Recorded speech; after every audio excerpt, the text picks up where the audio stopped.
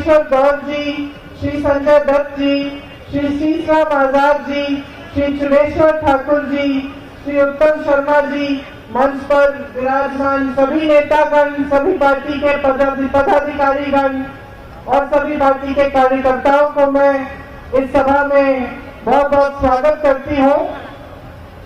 सभा को शुरू करने से पहले एक बार मेरे साथ कहिए, भगवान रघुनाथ जी की, बिजली महादेव जी की, 18 करोड़ों जयकारा। देखिए, आप सब मेरा इंतजार कर रहे हैं काफी समय से। सबसे पहले तो मैं आभार प्रकट करना चाहती हूँ। आज धूप भी है, इतनी बड़ी तादाद में आप इस ऐतिहासिक मैदान में आए हैं मेरी बातों को सुनने के लिए। मुझे अपना सौभाग्य लगता है ये कि यहाँ जहाँ नेहरू जी दशकों पहले आए और जिस धरती से उनके दिल में इतनी श्रद्धा थी, जिसके लिए इतना प्रेम था, आज मैं यहाँ आकर आपको संबोधित कर रही हूँ। इसलिए मैं अपना सौभाग्य समझती हूँ कि आप सब आए, मेरा इंतजार किया और ध्यान से मेरी बातें सुन रहे हैं। जब हम यहाँ आ रहे थे तो यहाँ की सुंदरता दिख रही थी। बड़े बड़े पहाड़, यहाँ के जंगल, यहाँ की हरियाली, सेब के बागान, सब हेलीकॉप्टर से ऊपर से बहुत अच्छी जगह पहली बार मुझे दिखे। पहले तो जब मैं आई हूँ तो गाड़ी से ही आई। अब मैं देख रही थी कि कितनी सुंदर जगह है। और इसके साथ साथ हमारा जो हिमाचल प्रदेश है, यहाँ की एक सभ्यता है जो यहाँ की सुंदरता के साथ साथ चलती है और जिससे पूरे देश में, देश की राजनीति में, देश के इतिहास में, चाहे देश का आजादी का आंदोलन हो, सबने बहुत सीखा है।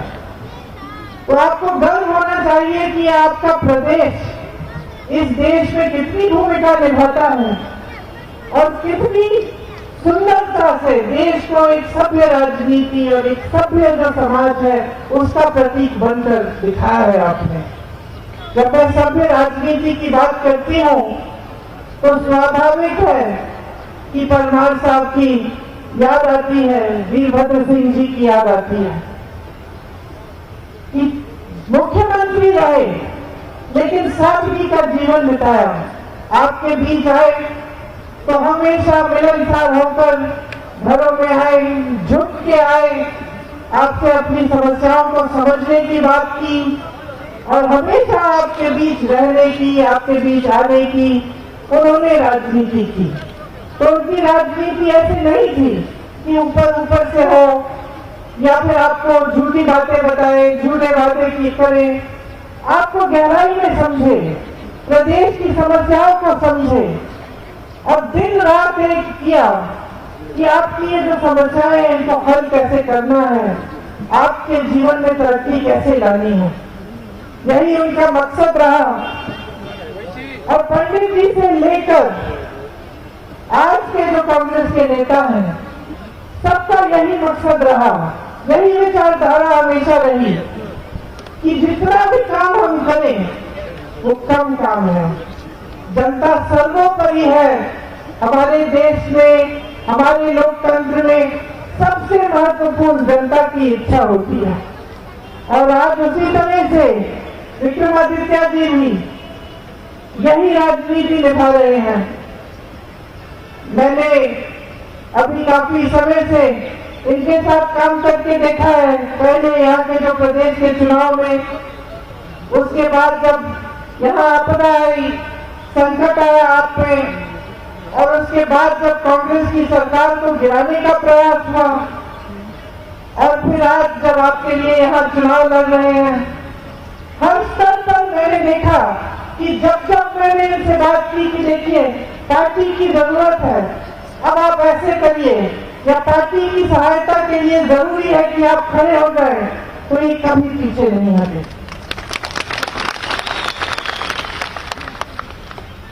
तो मेरे ख्याल से आज जब प्रत्याशी बन के खड़े हैं आपके सामने, तो ये उसी तरह से अपने सांसद बनने का जो कर्तव्य है वो निभाएंगे। पूरी निष्ठा से निभाएंगे और हमेशा जैसे इन्होंने कहा आपके साथ खड़े रहेंगे। यहाँ पर्यटन का बड़ा कारोबार है और आपको बहुत पर्यटन के मौके मिलते हैं यहाँ पे मजबूती से, जब आपने कहा सुंदर जी, आपने कहा कि मजबूती से सबसे पहले पर्यटन का काम जब यहाँ शुरू किया गया तो पहले प्रधानमंत्री जवाहरलाल नेहरू जी के आने से हुआ। उससे यहाँ पे पर्यटक आने लगे और यहाँ तरह तरह की ऐसी विकास के कार्य हुए जिनसे पर्यटन को मजबूती मिली और आपके जो छोटे छोटे या बड़े भी कारोबार है उनको मजबूती मिली। अब हम चाहते हैं कि अगर केंद्र में हमारी सरकार आए तो हम इसको और भी मजबूत बनाएं, क्योंकि हमारी पूरी विचारधारा ये है कि जो छोटे और मध्यम वर्ग के जो कारोबार है, जो इंडस्ट्री है, उसको हम मजबूत बनाएं, क्योंकि हमारी समझ ये है कि सबसे ज्यादा रोजगार इसी इंडस्ट्री से मिलती है जो छोटी और मध्यम होती है।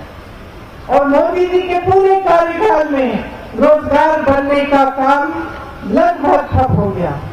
आज सबसे ज्यादा बेरोजगारी हमारे देश में आज है। 45 सालों में सबसे ज्यादा बेरोजगारी आज है। 70 करोड़ नौजवान बेरोजगार हैं।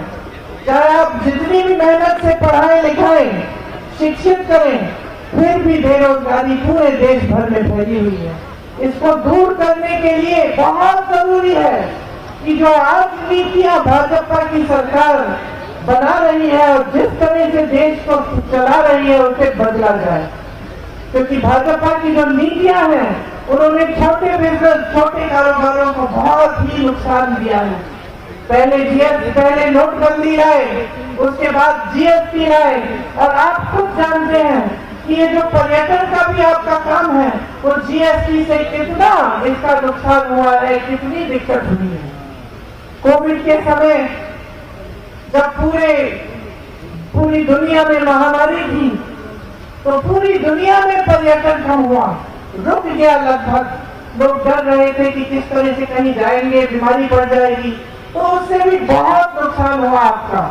और उसके एकदम बाद मोदी जी ने आपकी सहायता करने के बजाय, आपको राहत पहुंचाने के बजाय जीएसटी ठोक दी, तो जो पर्यटन का कार्य है वो कमजोर होने लगा। इसी तरह से पूरे देश भर में इनकी नीतियां यही रही हैं कि जो छोटे कारोबार हैं, जो मध्यम वर्ग के कारोबार हैं, उनको ये कमजोर कर रहे हैं और बड़े बड़े खरबपतियों को मजबूत कर रहे हैं। और सारी देश की संपत्ति आस्ते आस्ते इनके गिने चुने खरबपति मित्रों को दी जा रही है। आज देश के कोयले, देश के खदान का कोयला, देश का खदान, इनके सारे खदान, देश के बंदरगाह, देश के हवाई अड्डे, सारे के सारे इनके बड़े बड़े खरबपति मित्रों को दिए जा रहे हैं। इससे क्या होता है? देश का बहुत नुकसान होता है, क्योंकि खरबपति जो है वो आगे बढ़ते हैं, लेकिन यही ऐसे बड़े संस्थान थे, सरकारी कारखाने थे, जिससे जनता को रोजगार मिलता था। और इनको कमजोर करके जनता को कमजोर किया, रोजगार को कमजोर किया। इसी तरह अगर आप इनकी नीतियां देखें तो आज जितने भी कोल्ड स्टोरेज है, लगभग पूरे के पूरे किसके हैं? पूरे हिमाचल में अगर आप देखेंगे तो ज्यादा से ज्यादा कोल्ड स्टोरेज आज बड़े खरबपति अडानी जी के हैं। मैं सेब के बागानों को देख रही थी जब मैं यहाँ आ रही थी, और थोड़ा बहुत सेब को उगाने के बारे में मुझे भी मालूम है, क्योंकि मेरे घर में भी काफी मैंने सेब के पेड़ लगाए हैं। बात करती रहती हूँ, किसानों से भी बात करती हूँ जो खेत उगाते हैं, जो सेब उगाते हैं। तो क्या हुआ जब अडानी जी को सारे कोल्ड स्टोरेज दिए गए?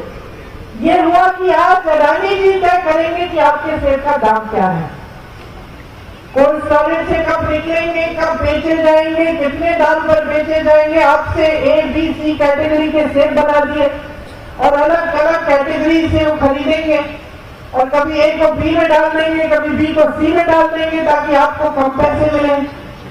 वही तय करेंगे कि कितने का खरीदेंगे आपसे और कितने का आगे बेचेंगे। ऊपर से मोदी जी क्या करते हैं? आपने कहा हम सब जानते हैं कि जो अमेरिका से सेब आ रहा है उसके टैक्स आपने कम कर दी, और जो हमारा किसान है वो किसान और खेती के हर चीज के लिए वो जीएसटी भर रहा है, टैक्स भर रहा है। तो चाहे पेट्रोल डीजल महंगा हो गया हो, लेकिन जो खेती के सारे सामान है वो आज महंगे हो गए हैं। जीएसटी भर भर के हमारा किसान टैक्स की मार खा रहा है, और आप अमेरिका के सेब को कम टैक्स देकर उसको बेच रहे हैं दुकानों में। तो जब ग्राहक दुकान जाएगा तो कौन सा सेब खरीदेगा? वही सेब खरीदेगा जिसका दाम कम है, और आप उसको जानबूझ के अमेरिकन सेब का दाम कम कर रहे हैं। ये आपकी नीतियां हैं। क्यों? क्योंकि इन सब नीतियों से इन्हीं बड़े खरबपतियों का फायदा हो रहा है। और हर स्तर पे अगर आप देखेंगे पूरे देश भर में जो किसान के कानून लाना चाह रहे थे, ये क्या थे वो कानून? यही कानून थे कि सारा फायदा बड़े बड़े खरबपतियों को। और जब किसान ने आंदोलन किया, दिल्ली तक पहुंचा, लाखों किसान बैठे, 600 किसान शहीद हुए, तो मोदी जी मिले तक नहीं। तो ये परिस्थितियां हैं आज देश में कि जितनी भी नीतियां हैं वो सब बड़े बड़े खरबपतियों के लिए बन रही हैं। यहाँ से हिमाचल की धरती से आपने कितने नौजवान हमारी सरहद पे भेजे, कितने आपके बेटे शहीद हुए इस देश के लिए। उनका लहू इस देश की धरती में है, सींचा है इस देश की धरती को उनके खून ने, उनके पसीने ने। और आज मोदी जी की सरकार अग्निवीर जैसी स्कीम लाती है, जहां बेरोजगारी पहले से फैली है, जहां पे आप अपने बच्चों को सरहद पे भेजते हैं, आपके दिल में देशभक्ति की भावना होती है, उन बच्चों के दिल में देशभक्ति की भावना होती है कि कुछ हो जाए तो देश के लिए होगा, मैं जान देने के लिए तैयार हूं। और वो बच्चा, उसका क्या भविष्य बना दिया कि 4 सालों के लिए वो सेना में भर्ती होगा और 4 साल बाद वापस आएगा, बेरोजगार हो जाएगा। और अगर सरहद में शहीद हो गया तो उसके माँ बाप को शहादत का पेंशन भी नहीं मिलेगा, उसको शहीद का दर्जा ही नहीं मिलेगा। और किसी बड़े अफसर का बेटा अगर जाता है, शहीद होता है, तो उसको मिलेगा। तो इन्होंने पेंशन में भी भेदभाव किया है, गरीबों के लिए अलग, अमीर अफसरों के लिए अलग। और जहां हमने पुराने पेंशन की बात की सरकारी कर्मचारियों के लिए, तो ये पीछे हट गए, कहने लगे कि नहीं, अर्थव्यवस्था में पैसे नहीं है। यहाँ हिमाचल की सरकार ने उन पुराना पेंशन दिलवाया, शुरू किया ये काम, और वहां केंद्र की सरकार से जो पैसे भेजने पड़ते हैं वो रुका दिए ताकि यहाँ लागू ना हो पाए। फिर भी लड़ के सुप्पू जी उसको लागू करे हैं। तो परिस्थितियां क्या है कि नौजवान बेरोजगार हैं, आप स्कीम रोजगार के लिए नहीं ला रहे हैं। जहां जहां से रोजगार बनता था, चाहे बड़े सरकारी कारखाने थे, चाहे छोटे मध्यम बिजनेस थे, चाहे खेती किसानी थी, सब आपने लगभग ठप कर दिया अपने बड़े बड़े खरबपति मित्रों के फायदे के लिए। ऊपर से जो स्कीम आप ला रहे हैं उससे जनता और भी निराश हो रही है, नौजवानों की उम्मीदें टूट रही हैं। देश के लिए सरहद पे खड़े होकर जो एक समय में शहीद होने के लिए तैयार था, वो आज लौटा है, कहता है मुझे सेना में नहीं जाना, 4 साल बाद वापस आके क्या करूंगा। मैं तो ऐसे बच्चों से मिली हूँ जो रोने लगे, कहे कि दीदी समझ में नहीं आता, मेरी भर्ती में मेरा नाम आ गया है लेकिन मुझे जाना नहीं है, क्योंकि 4 साल बाद घर आऊंगा तो क्या होगा, और कल मुझे कुछ हो जाए तो मेरे माता पिता को क्या होगा। हमने रोटी की बात की, मतलब 1 रैंक और पेंशन की बात, इन्होंने उसको भी बदल डाला। 1 रैंक और तरह तरह के पेंशन। आज सेना में कोई जाता है, भर्ती होता है, चोट लग जाती है, एक टांग नहीं इस्तेमाल कर सकते या एक हाथ नहीं इस्तेमाल कर सकते, तो उसको डिसेबिलिटी का पेंशन भी नहीं दे रहे हैं, वो भी काट दिया है।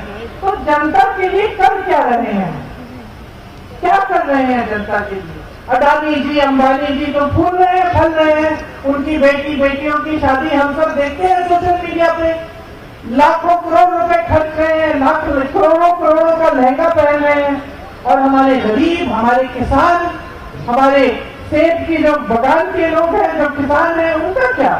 उनको कौन पूछ रहा है? हमारी मिडिल क्लास को कौन पूछ रहा है? जो अपना छोटा बिजनेस कर रहा है, अपनी मेहनत से ईमानदारी से कमा कर अपने बच्चों को बड़ा कर रहा है, मुश्किल से बच्चों को शिक्षित कर रहा है, उसको आज कौन पूछ रहा है? उसको कोई नहीं पूछ रहा है मोदी जी और बीजेपी की सरकार में। आज अगर यहाँ हिमाचल में कांग्रेस की सरकार नहीं होती तो जितनी राहत आपको महंगाई से मिल रही है उतनी भी नहीं होती। पूरे देश भर में लोग रो रहे हैं, मेरी बहनें बड़ी तादाद में यहाँ बैठी हैं। सिलेंडर को देखिए, आज किसी से खरीदा नहीं जा रहा है। आज तमाम महिलाएं देश भर में जब कुछ खरीदने जाती हैं तो वापस खाली हाथ आ जाती हैं, एक दो चीजें खरीद के आ जाती हैं कि बाकी जो 3-4 चीजें हैं वो बाद में देखेंगे, अभी ज्यादा जरूरत नहीं है, छोड़ दीजिए। बड़ी बड़ी चीजें नहीं, खाने के लिए सब्जी, दाल, आटा, जो रोज की चीजें हैं जिनके इस्तेमाल के बिना हमारे पेट नहीं भरते, हम गुजारा नहीं कर सकते। आज त्योहार आता है, ये दशहरे का मैदान है, आज त्योहार आता है दशहरे की तरह, तो ज्यादातर महिलाएं देश भर में घबराती हैं कि किस तरह से हम करेंगे। मेहमान आएंगे, खाना पका के देना पड़ेगा, घर की लिपाई पुताई करानी पड़ेगी, कैसे करेंगे? क्योंकि जितनी भी मेहनत कर रहे हैं, जितना भी कमा रहे हैं, काफी नहीं हो रहा है, क्योंकि महंगाई इतनी बढ़ गई है। यहाँ हमारी सरकार ने आपको राहत देने की पूरी कोशिश की है। 1500 रुपए जो महिलाओं के खाते में प्रतिमाह डालने की बात है, जो शुरू हो गई है लाहौल स्पीति में, उसको पूरे हिमाचल में हम करके दिखाएंगे। चाहे ये कितना भी लोग डालने की कोशिश करें। आज चुनाव के समय इन्होंने पिटीशन डाल दिया कि रुकाया जाए, ठीक है, चुनाव के एकदम बाद हम देंगे।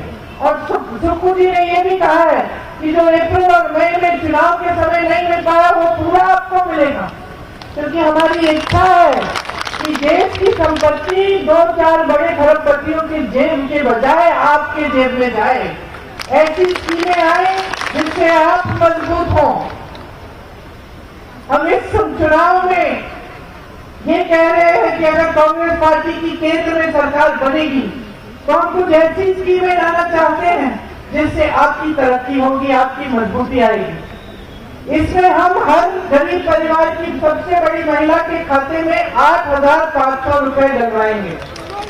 तो जो आपको हिमाचल सरकार देगी उसके ऊपर हम 8,500 रुपए केंद्र से देंगे अगर हमारी सरकार आए। और केंद्र में बहने 50% रोजगार महिलाओं को देंगे। इसके अलावा जो आशा बहुएं हैं, जो आंगनबाड़ी की बहनें हैं, जो मिड डे मील की बहनें हैं, इनका मानदेय बढ़ाया जाएगा, केंद्र से दुगनी राशि भेजी जाएगी। किसानों के लिए, किसान के खेती के जितने भी सामान हैं सबसे जीएसटी हटाई जाएगी ताकि वो सारे सस्ते हो जाए। ये जो संकट आप आज जिस संकटों का सामना कर रहे हैं इनको हम हटाने की पूरी कोशिश करेंगे, इस तरह से कि सारे कोल्ड स्टोरेज एक बड़े खरबपति के हैं, ये सब चीजें हमारी सरकार में हम होने नहीं देंगे। हम आपको मजबूत करने का काम करेंगे। आपने सुना कि पंडित जवाहरलाल नेहरू जी जब यहाँ आए तो उन्होंने देखा कि सारे खेत बड़े बड़े खरबपति अरबपतियों के थे और उन्होंने कहा कि ये खेत आपके होने चाहिए और सेब आप उगाएंगे और आपका फायदा होगा। और आज भी यही हमारी विचारधारा है। जो न्यूनतम समर्थन मूल्य है वो आपका कानूनी अधिकार बनाएंगे। हम कानून बनाएंगे कि आपकी उपज का सही दाम आपको मिलना आपका कानूनी अधिकार बनेगा। कोई पीछे नहीं हट पाएगा। कोई भी सरकार आए, हमारी सरकार के बाद तो उसको करना ही पड़ेगा। आज नुकसान होता है, यहाँ ओले पड़ते हैं, बारिश आती है, आपको सेब के जो पेड़ है उनको ढकना पड़ता है, लेकिन फिर भी उसके बावजूद कई बार ऐसा होता है कि बहुत नुकसान हो गया, लेकिन आपको भुगतान पूरा नहीं मिलता। हम कानून लाएंगे कि 1 महीने के अंदर अंदर अगर नुकसान हो तो 1 महीने के अंदर अंदर आपको पूरा भुगतान मिलेगा। नौजवान बेरोजगार है पूरे देश भर में। हम कह रहे हैं कि अगर हमारी सरकार आएगी तो हम नौजवानों के लिए जो शिक्षित है, स्नातक पास है, उनके लिए एक अप्रेंटिसशिप का प्रोग्राम लाएंगे, जिससे बड़े बड़े सरकारी कारखानों में उनको अप्रेंटिसशिप की पहली नौकरी पक्की मिलेगी, 1 लाख रुपए सालाना मिलेंगे और वो अपना हुनर बढ़ाएंगे। आपके लिए जैसे हिमाचल सरकार ने एक स्टार्टअप फंड बनाया है, उसी तरह से केंद्र सरकार 5,000 करोड़ रुपए का फंड बनाएगी, ताकि अगर कोई नौजवान लड़का या लड़की अपना छोटा कारोबार शुरू करना चाहे तो उसको सुविधा मिलेगी। आज मजदूरों का बहुत शोषण होता है। हम कानून लाएंगे कि पूरे देश भर में 400 रुपए से कम दिहाड़ी कोई नहीं दे पाएगा आपको। मनरेगा कांग्रेस पार्टी लाई थी आपकी मजबूती के लिए कि गांव में 100 दिन का रोजगार आपको आपका अधिकार बनाया। इसी तरह से हम शहरों में भी मनरेगा लाएंगे, ताकि आपका अधिकार बनेगा कि शहरों में भी आपको 100 दिन का पक्का रोजगार मिलेगा। और इसके साथ साथ जो गांव में मनरेगा है उसको मजबूत करने का पूरा काम हम करेंगे। यहाँ पे कांग्रेस के कार्यकाल में बहुत ऐसे कार्य हुए जिससे आपका लाभ हुआ। आपने रोहतांग टनल की बात की, कोई बात नहीं, अगर मेरी माताजी का नाम था, क्योंकि मेरी माताजी ने शिलान्यास किया था, आपने नाम हटा दिया, कोई बात नहीं, आपको टनल तो मिल गया। उससे किसी का भी नाम हो, इससे हमें कोई फर्क नहीं पड़ता। आज मोदी जी का नाम है, कल किसी और का लगा लें, आपको टनल इसलिए मिला क्योंकि उनकी सोच थी कि यहाँ पे बनाना है और उन्होंने राशि भिजवाई इसके लिए। नेर चौक में ESI हॉस्पिटल बनाया, मंडी में IIT बनवाया, सिरमौर में IIM बनवाया, सुंदरनगर में मेडिकल कॉलेज और इंजीनियरिंग कॉलेज बनवाया। और आपने कहा कि कुल्लू की मांग है, तो हमें इसको भी, अगर हमारी केंद्र की सरकार आएगी, इस मांग को हम पूरा करेंगे। कीरतपुर से मनाली की जो 4 लेन का जो प्रोजेक्ट 2012 में किया था, उसका सिर्फ फर्स्ट फेज पूरा किया कांग्रेस ने, और तब से अटका हुआ है। उसको पूरा करने का काम हम कराएंगे जब हमारी केंद्र की सरकार आएगी। देखिए, जब मैंने सभ्य राजनीति की बात की और मैंने परमार जी की बात की, वीरभद्र जी की बात की, लेकिन मैंने ये नहीं कहा, और ये आपको समझना बहुत जरूरी है, कि आपने ही, जनता ने ही हिमाचल प्रदेश में इस राजनीति को स्थापित किया। तो आज भी जिस सरकार को आपने चुना, जो कांग्रेस की सरकार है, उसको जो आपने चुना, आपने फिर से यही राजनीति का मिसाल पूरे देश में दिखाया। यहाँ आपदा आई, आपके मुख्यमंत्री जी 24 घंटे आपके लिए उपलब्ध रहे। विक्रमादित्य जी, सुंदर ठाकुर जी, जितने भी मंत्री थे मंत्रालय के, वो सब जमीन पे आ गए, सबने मदद की, दिन रात काम किया। जहां पर्यटक फंसे थे वहां मदद की, जहां किसी के घर में शोक था वहां पहुंचे राहत पहुंचाने के लिए। किसी का घर बह गया, पाठशालाएं बह गई, बड़ी बड़ी सड़कें बह गई। और ये आपदा 1-2 दिन की आपदा नहीं थी, ये हफ्तों के लिए चली, और हफ्तों के लिए हमने पूरा प्रयास किया कि आप तक हम राहत पहुंचाएं, आपकी मदद करें, क्योंकि इतनी भयानक आपदा आई थी। ऐसा मेरे ख्याल से आपने प्रदेश में बहुत समय से देखा ही नहीं था। या हो सकता है कि पहले कभी इतना नहीं देखा होगा कि कितना नुकसान हुआ। और सिर्फ इमारतों का नुकसान नहीं, सड़कों का नुकसान नहीं, लेकिन ऐसे ऐसे परिवार जिसमें 3-4 सदस्य गुजर गए, बह गए पानी में। मैं किसी के घर गई थी शिमला में, वो सुबह सुबह उठकर, उनकी आदत थी कि सुबह सुबह उठकर सबको मंदिर ले जाते थे, पूरे परिवार को मंदिर ले गए, बच्चों को भी ले गए, और पूरा मंदिर बह गया। ऊपर से पहाड़ गिर गया, 5 सेकंड में पूरा मंदिर गया, सारे परिवार के सदस्य गुजर गए। तो इतनी बड़ी आपदा थी, इतना दुख झेला आपने, और हमारा कर्तव्य बना, कांग्रेस पार्टी के एक नेता, एक पदाधिकारी, एक कार्यकर्ता, एक मंत्री, कांग्रेस के मुख्यमंत्री जी, हमारा कर्तव्य था कि हम आपके बीच आए, क्योंकि यही है हमारी राजनीति, यही है हमारी विचारधारा। तो आपने हमारी असलियत देखी, हमारी सच्चाई देखी। यही समय होता है जीवन में जब संकट आता है तभी पता चलता है कि सच्चा कौन है, झूठा कौन है। ये हमारे परिवारों में भी होता है, दोस्तों के साथ भी होता है। जब संकट आता है तभी हम सबको पता चलता है कि ये थे जो हमारे साथ खड़े रहे और वो जो हमें छोड़ के चले गए। तो आपने आपदा के समय देखा कि आपके साथ कौन खड़ा था। और मैं ये नहीं कह रही हूँ कि ये कोई बड़ी बात है।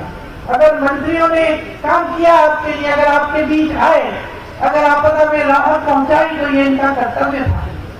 लेकिन मुझे खुशी है और गर्व है इस बात की कि अपना कर्तव्य समझे कि पूरी कांग्रेस पार्टी आपके साथ खड़ी हो गई। दूसरी तरफ आपने भाजपा की भी असलियत देखी, आपने उनकी सच्चाई देखी। मोदी जी कहते हैं उनका दूसरा घर है।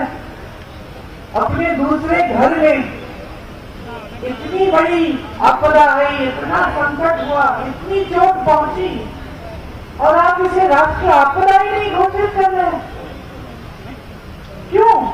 क्योंकि यहाँ कांग्रेस की सरकार है।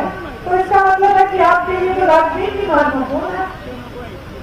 क्योंकि अगर राष्ट्रीय आपदा घोषित कर देते तो केंद्र से राशि आती, जैसे अलग अलग प्रदेशों में गई है। जहाँ आपदा हुई है भाजपा का, जहाँ प्रदेश की सरकार है वहां इन्होंने राशि भेजी। यहाँ हिमाचल प्रदेश की सरकार जब बनी कांग्रेस की, तब पहले से ही अर्थव्यवस्था में संकट थी।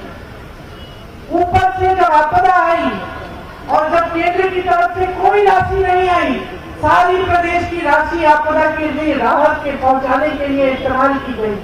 और जहां जहां आपने कहा कि जो राहत की जो पैसे हैं जो मिलता है उसको आपने दुगना 3 गुना करके बहुत ज्यादा दिया। क्योंकि आप समझ रहे थे, हमारी सरकार समझ रही थी कि कितना दुख पहुंचा है लोगों को। इस समय हमें मदद करनी चाहिए, बाद में हम देख लेंगे कैसे करेंगे। लेकिन भाजपा के नेता ना आए आपके बीच, ना आपसे पूछा कि किस तरह से आपकी मदद कर सकते हैं, आपकी सहायता कर सकते हैं। और मोदी जी ने बड़ी बड़ी बातें तो कह डाली, लेकिन जो एक काम की चीज थी, आपको राष्ट्र यहाँ पे राष्ट्र आपदा घोषित करने की चीज, यहाँ राशि भेजने वाली बात, वो उनके मुंह से नहीं। तो सच्चाई आप खुद अपने सामने देख रहे हैं। आपदा के बाद कुछ ही महीनों बाद क्या होता है? आपकी सरकार पर आक्रमण होता है। धन बल के आधार पर उसे खरीदने की कोशिश, विधायकों को खरीदने की कोशिश। बीच रात में विधायकों को चोरों की तरह हेलीकॉप्टर में, कोई गाड़ी में छुपा कर पूरी फौज करा के ले जा रहा है कि दल बदलवा देंगे, इनसे सरकार गिरा देंगे। तो आपने एक और असलियत देखी कि जो अपने आप को ईमानदार कहते हैं, जो कहते हैं कि देश भर में अकेले भ्रष्टाचार के खिलाफ वो लड़ रहे हैं, उन्होंने किस तरह से आपकी सरकार को गिराने की कोशिश की। कैसे पैसों के इस्तेमाल से विधायकों को खरीद के, दबाव डाल के, केस डाल के आपकी चुनी हुई सरकार, जो लोकतंत्र के तहत आपने चुनी थी, उसको खत्म करने की कोशिश हुई। तो पूरी सच्चाई बहनों और भाइयों आपके सामने है। एक तरफ भाजपा है जो हर तरह से सिर्फ सत्ता को बटोर के अपने पास रखना चाहती है। उन्होंने 10 सालों में ऐसे काम किए हैं जो कांग्रेस पार्टी ने सचमुच 70 सालों से नहीं किए। ये कहते हैं ना कि कांग्रेस पार्टी ने 70 सालों में नहीं किया जो हमने 10 साल में किया। सच बात है। 10 सालों में इन्होंने अपनी पार्टी को इस दुनिया की सबसे अमीर पार्टी बना दी। दुनिया की सबसे अमीर पार्टी कांग्रेस पार्टी 55 सालों से सत्ता में थी, कभी इस दुनिया की सबसे अमीर पार्टी नहीं बन पाई। न किसी ने प्रयास किया उसे बनाने का। इन्होंने 10 सालों में वो काम कर लिया। इन्होंने ऐसे लोगों से चंदा लिया अपनी पार्टी को मजबूत बनाने के लिए कि आप पूछिए ही मत। हम सबको कोविड की वैक्सीन लगी, आज पता चल रहा है कि वैक्सीन की वजह से तमाम मौतें हो रही हैं। उस वैक्सीन को बनाने वाले से 52 करोड़ रुपए इन्होंने चंदा लिया। गुजरात में पुल गिरा, सैकड़ों लोग बह गए। उस पुल बनाने वाली कंपनी से इन्होंने चंदा लिया।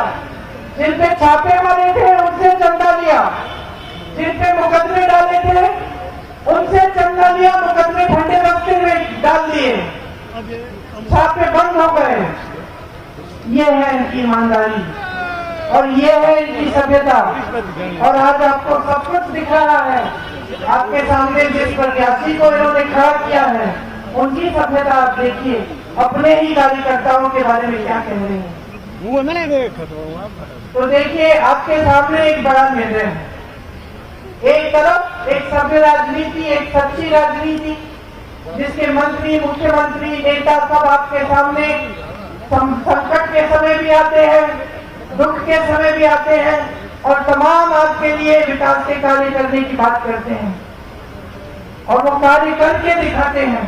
आपको वादा करते हैं चुनाव में, उस वादे को पूरे करने का काम जैसे ही सरकार बनती है शुरू हो जाता है। और दूसरी तरफ एक असभ्य राजनीति जो सिर्फ हल्की हल्की बातों वाली राजनीति है, जिनके नेता आपके सामने आकर अजीब अजीब से बातें करते हैं कि भैंस चुराई जाएगी आपकी, कि आपके मंगलसूत्र चुराए जाएंगे। सबसे बड़े नेता हैं देश के, पंडित नेहरू जैसे लोगों ने वो पद संभाला, लाल बहादुर शास्त्री जी, इंदिरा जी, राजीव जी, अटल बिहारी वाजपेयी जी, इन सब ने ये पद संभाला। किसी ने ऐसी असभ्य बातें नहीं की, किसी ने उस पद की गरिमा को न देखते हुए पद का स्तर इतना नहीं गिराया जितना आज गिर रहा है। तो ये आपके सामने एक बड़ा निर्णय है। सिर्फ आप हिमाचल का अपना भविष्य नहीं तय कर रहे हैं, आप पूरे देश का भविष्य तय कर रहे हैं। ये जो वोट है आपका हथियार है, लोकतंत्र ने दिया है आपको, संविधान ने दिया है आपको। इनका कोई भरोसा नहीं है कि क्या करेंगे। संविधान बदलने की बात करते हैं, क्या पता आगे क्या करने जा रहे हैं। अब समय आ गया है कि आप खड़े हो जाएं और आप इस देश की राजनीति को सही दिशा दिखाएं। ये आपका सुंदर प्रदेश, ये आपकी सभ्यता, ये देवभूमि इसलिए कही जाती है क्योंकि सचमुच देवताओं की भूमि है। तो यहीं से आप दिखाइए पूरे देश को, यहीं से संदेश भेजिए, भारी से भारी बहुमत से विक्रमादित्य जी को जिताइए।